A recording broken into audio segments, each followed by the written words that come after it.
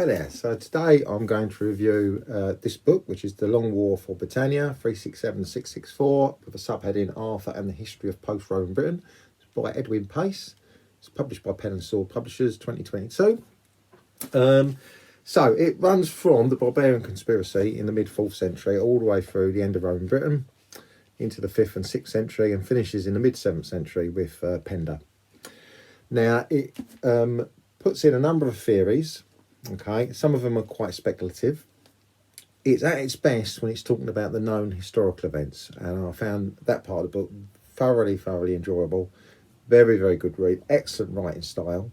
With the speculative theories, some of them were quite interesting. I was quite intrigued by a couple of them. So one, for example, was he equated Gormand from the 12th century history of Kings of Britain by Geoffrey of Monmouth, who supposedly, king of the Africans, turned up 160,000 warriors that most historians dismiss. They dismiss all of Geoffrey of Monmouth's book, really. But I thought was quite interesting that he equated that with the 9th century Viking Guthrum.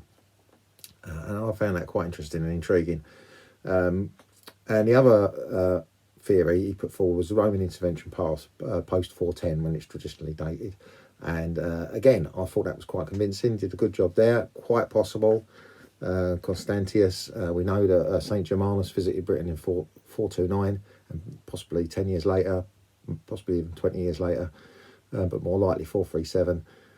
So we know there was a lot of connections with Rome after 410. So that was quite convincing. Where it strays onto the more speculative areas is when he brings in Arthur and Uther, and he tries to equate them with various characters in history, and also Vortigern and Ambrosius Aurelianus.